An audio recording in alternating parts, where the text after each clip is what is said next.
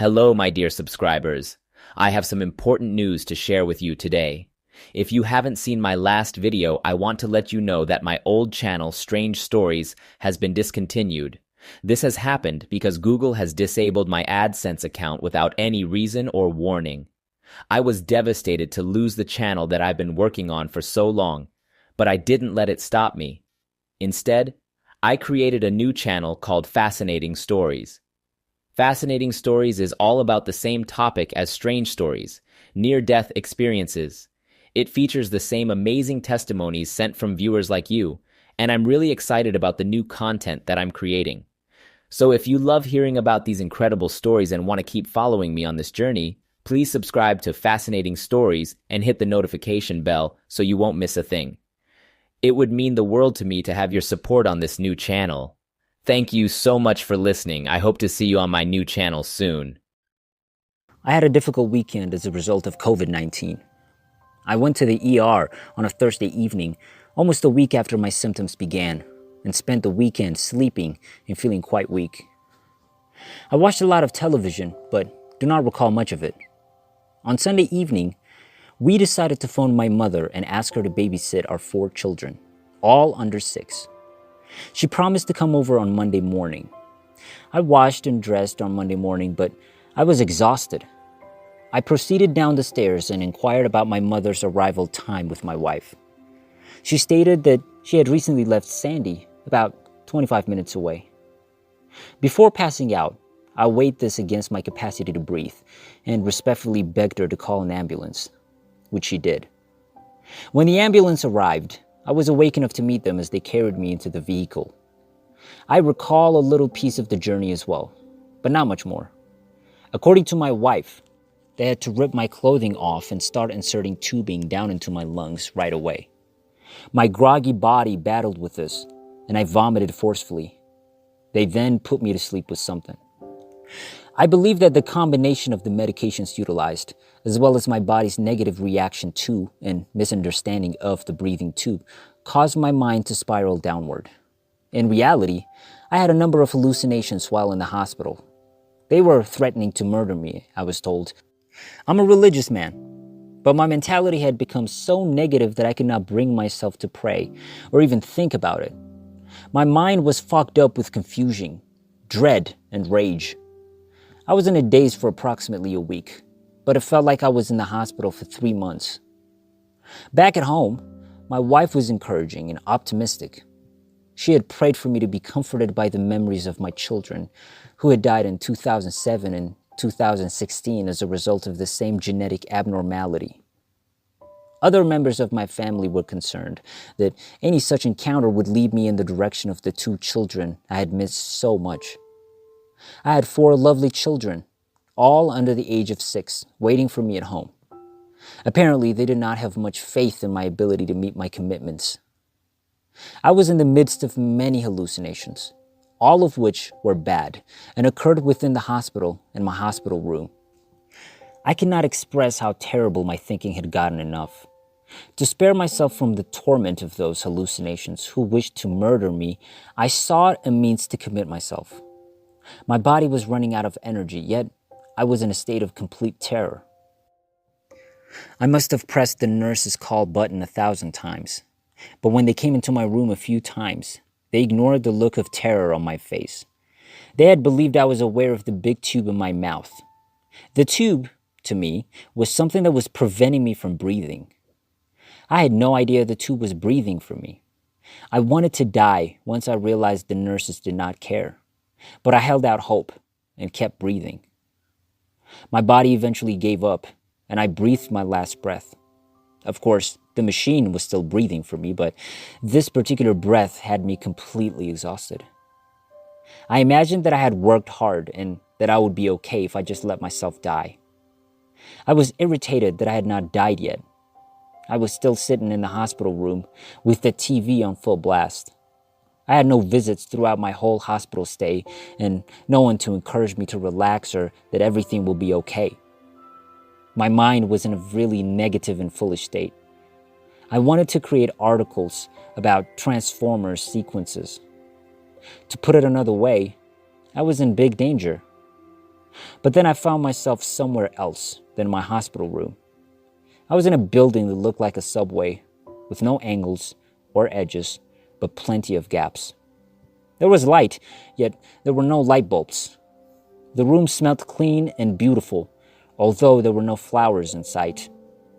I believed I was utilizing a virtual reality phone program since I knew I could not really move from my hospital bed.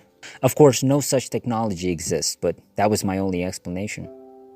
I was aware that I was confined to a hospital bed. I could not wait for my wife to open her app and come here to talk about my dreadful 3 months. I became aware of the presence of a woman and a man as I waited. Not a married pair, but a group of 30-somethings that had been a large and close part of our life. This was delivered to me without the use of words. A woman approached, while the male remained silent. I knew he was around, yet I did not feel compelled to pursue him. I was overcome with these people's affection. I could feel it intensely, and things about them just spoke to my heart. For a brief period, still believing this was an application, I considered asking them their names.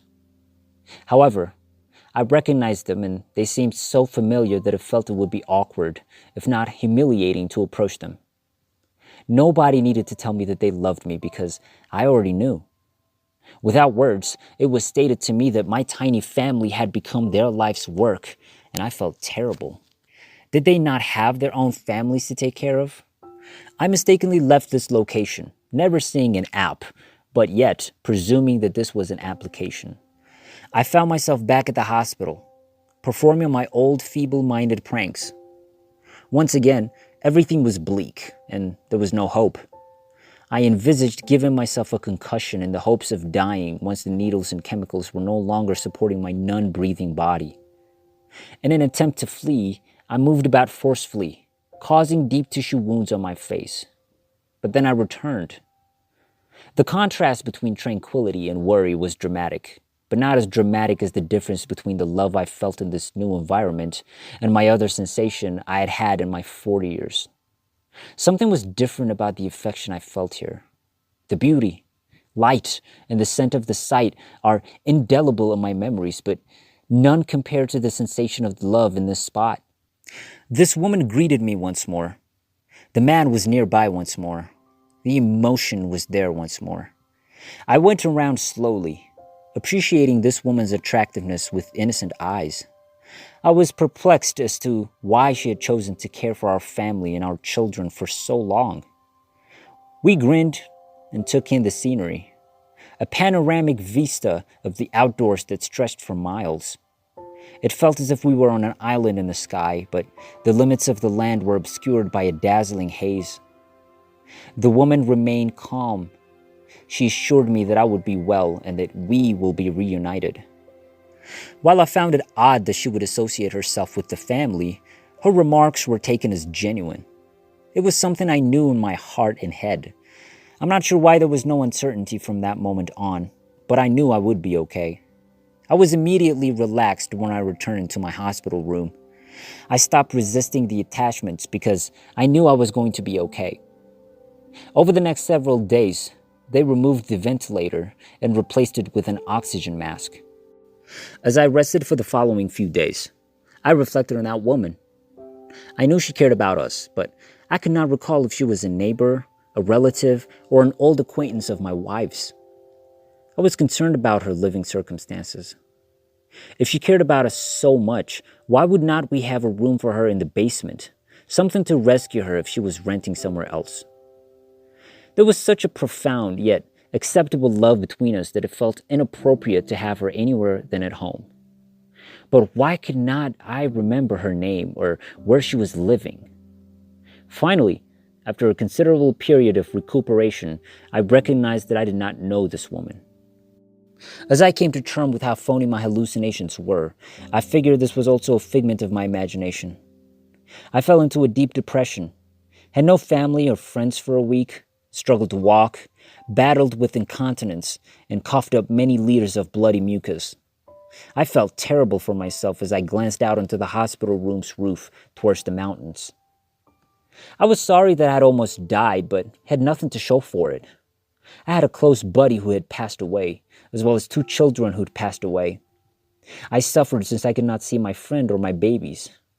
Baby number 1 died at 16 months in 2007, and baby number 2 died at 8 years old in 2016. But there were significant variances. My hallucinations were mostly bad, and revolved on me being bound to a hospital bed or chair.